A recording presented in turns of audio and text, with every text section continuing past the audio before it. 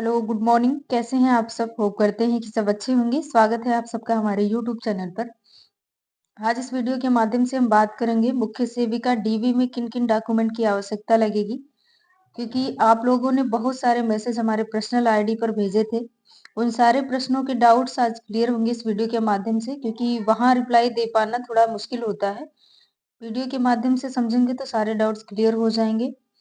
जितने मैसेज आए थे उनमें से आपको सबसे ज़्यादा डॉक्यूमेंट को लेकर के समस्या थी, तो होप सो कि कुछ क्वेश्चन तो इस वीडियो के माध्यम से क्लियर ही हो जाएंगे।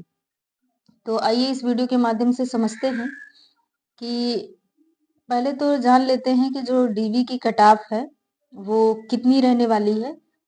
क्योंकि कल जो है वीडियो के माध्यम से बताया भी जा चुका है, आप लोगों को पता भी है, फिर भी एक बार दोहरा देते हैं, आप लोग उसको देख लीजिए और सुन लीजिए ध्यान से।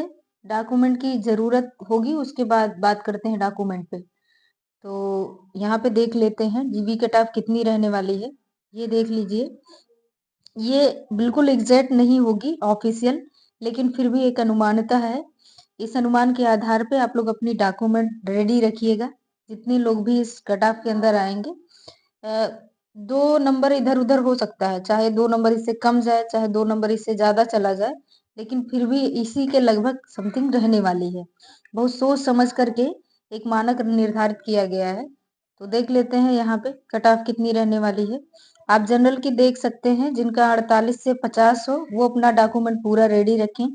दूसरा है 46 से 48 ओबीसी का है, ये भी अपना डॉक्यूमेंट तैयार रख लें। और तीसरा देखेंगे ईडब्ल्यूएस का, तो लगभग लगभग इसी के समथिंग जाता है, ओबीसी के आसपास ही रहता है, चाहे कम चला जाए चाहे ज्यादा चला जाए। ओबीसी से कई बार ऐसा होता है कम भी जाता है, कई बार ऐसा होता है ज्यादा भी चला जाता है, तो इसीलिए एकदम सिमिलर रखा गया है।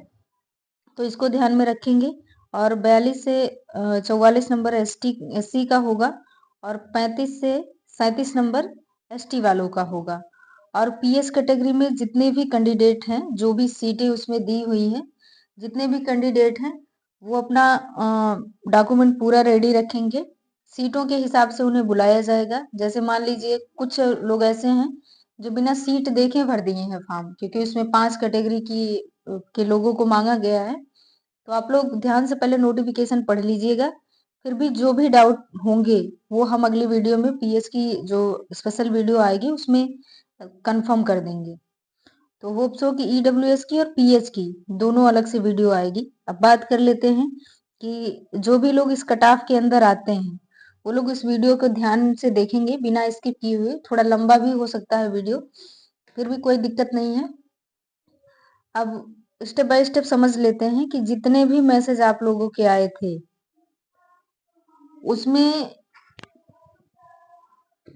सबसे ज्यादा डाउट आप लोगों को ये था कि जो लोग विवाहित हैं वे लोग अपना डॉक्यूमेंट कहाँ का लगाएं, मायके का कि ससुराल पक्ष का। तो देखो, पहले यह कि जो लोग विवाहित हो चुके हैं उनके आधार पर एड्रेस वो चेंज हो जाता है, जो एड्रेस होता है वो चेंज हो जाता है, ससुराल पक्ष का हो गया होगा। तो कई लोग ऐसे हैं मैसेज किए थे जो अभी चेंज नहीं कराए हैं, फिलहाल उनका तो ठीक है। जो जाति प्रमाण पत्र है वो बनने में दिक्कत नहीं होगी। तो जो एड्रेस जिनका चेंज हो गया है वे लोग निवास प्रमाण पत्र अपना ससुराल पक्ष का लगा सकते हैं, लेकिन जाति प्रमाण पत्र अपने पिता पक्ष का ही लगेगा। जो लोग विवाहित हैं उनका जाति प्रमाण पत्र पिता पक्ष का लगेगा, और निवास आप चाहें तो जो है ससुराल पक्ष का लगा सकते हैं। आधार आपका एड्रेस चेंज हो जाता है, इसके लिए निवास ससुराल पक्ष का लगेगा और जाति पिता पक्ष का लगेगा। होप सो कि ये क्वेश्चन आप लोगों का क्लियर हो गया होगा। अब एक इम्पॉर्टेंट बात और है, देखो, आधार कार्ड चेंज नहीं कराना है। जैसे उसमें, क्योंकि आधार कार्ड में नाम सिर्फ एक बार चेंज होता है और एड्रेस आप 2 से 3 बार चेंज करा सकते हैं, उसमें कोई दिक्कत नहीं होती। लेकिन नेम चेंज कराने में दिक्कत होती है, तो एक ही बार चेंज होता है। तो अभी जब आप अभी चेंज करा लेंगे तो बाद में शादी में दिक्कत होगी। तो जैसे है एज इट इज रहने दीजिए। आप अगर ज्यादा दिक्कत होगी तो आप उसमें एक छोटा सा एफिडेविट बनवा लीजिएगा। वैसे आधार कार्ड मांगा नहीं जाता है, लेकिन फिर भी अगर आपको आवश्यकता लगेगी तो आप उसमें एफिडेविट से काम चला सकते हैं। अब तीसरा डाउट ये था कि कुछ लोगों के डॉक्यूमेंट कुमारी लग गए हैं और कुछ में कुमारी नहीं है। जैसे मान लीजिए अगर इंटर में है तो हाई स्कूल में नहीं है, बीए में लग गया है, और हाई स्कूल में है, इंटर में नहीं लगा, बीए में लगा है। इस तरीके से किसी में है, किसी में नहीं है, तो कुमारी को लेकर के एक डाउट है आप लोगों का। तो आप लोग देखिए, ये बहुत बड़ा इशू नहीं है। वैसे अब कुमारी को लेकर के ज़्यादा परेशानी नहीं होती है, फिर भी कोई प्रॉब्लम होगी तो एफिडेविट लग जाएगा, इसमें कोई दिक्कत नहीं है। ऐसे ही आप लोग नेम में मिस्टेक देख रहे हैं कि जैसे आपका कोई डॉक्यूमेंट है उस पे नेम में दिक्कत है, कहीं ई हो गया है तो कहीं आई हो गया है तो कहीं डबल ई हो गया है, तो कहीं टाइटल मिस्टेक हो गया है। जैसे मान लीजिए किसी डॉक्यूमेंट में, जैसे मान लीजिए इंटर में आपका टाइटल लगा है और बीए वाले में टाइटल नहीं लगा है। नेम के पीछे जो आपका लगाते हैं आप लोग टाइटल, तो वो भी बहुत बड़ा इशू नहीं है। अब देखो, करेक्शन कराने का टाइम तो बिल्कुल नहीं है, इसी बीच आपका जो है रिजल्ट आ जाएगा।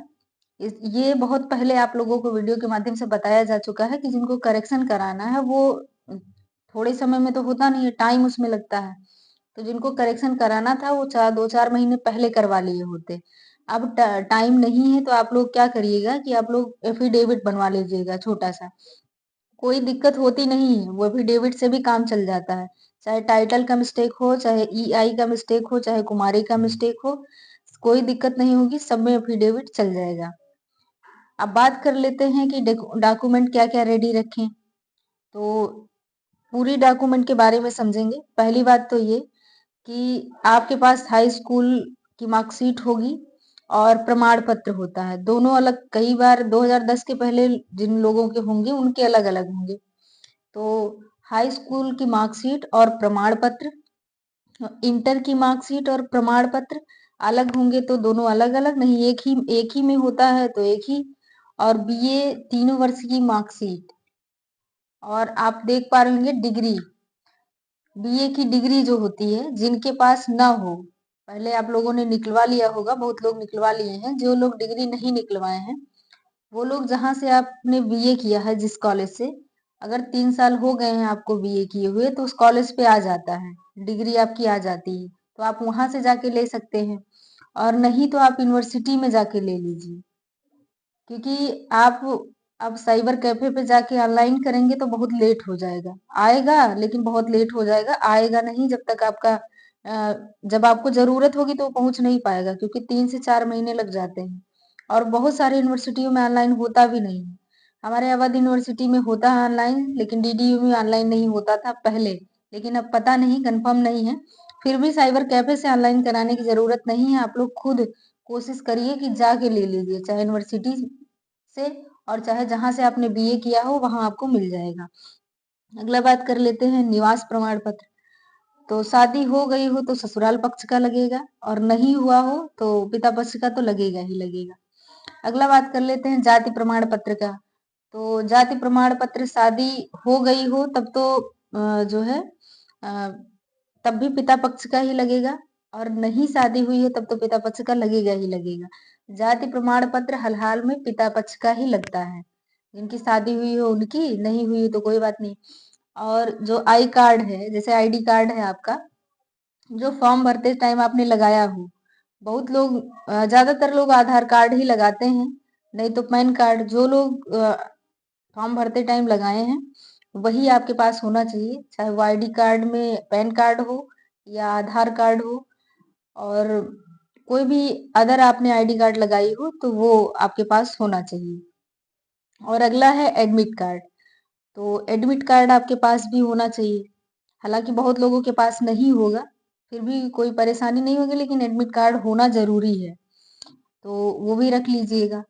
अब फिर से एक बार दोहरा देते हैं, हाई स्कूल की मार्कशीट प्रमाण पत्र एक ही में है तो एक ही, नहीं तो दोनों अलग अलग हो दोनों।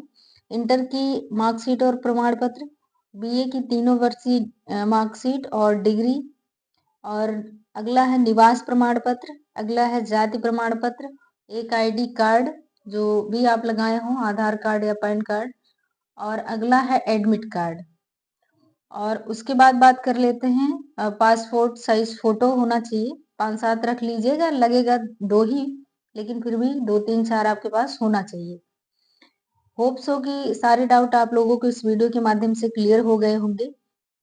अब फिर भी जो भी डाउट आपके मन में रह गया हो, वो आप कमेंट बॉक्स में पूछ सकते हैं और ईडब्ल्यूएस और पीएच से संबंधित वीडियो आज शाम तक या कल तक अपलोड कर दी जाएगी।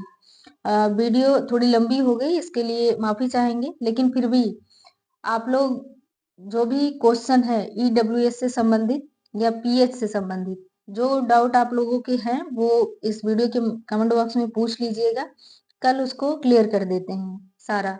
फिर भी जितने हमने बताए हैं, जैसे निवास प्रमाण पत्र, जाति प्रमाण पत्र, या अभी जिस इस वीडियो के माध्यम से जिन प्रमाण पत्रों के बारे में जिक्र किए हैं, अगर उनसे संबंधित कोई डाउट आपके पास हो तो आप फिर भी पूछ सकते हैं कमेंट बॉक्स में। अगली वीडियो में सारी चीजें बता दी जाएंगी।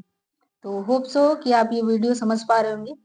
मिलते हैं किसी नेक्स्ट अपडेट के साथ, तब तक के लिए धन्यवाद। और हाँ, जो लोग टेलीग्राम चैनल ना ज्वाइन किए हों लर्न विद सुप्रिया करके, उसका लिंक आपको कमेंट बॉक्स में दे दिया जाएगा, वहां से आप इजिली ज्वाइन कर पाएंगे, क्योंकि वहां अपडेट अपडेट दे दिया जाता है, तो ज्वाइन कर लेंगे, अच्छा रहेगा। मिलते हैं किसी नेक्स्ट अपडेट के साथ, तब तक के लिए धन्यवाद।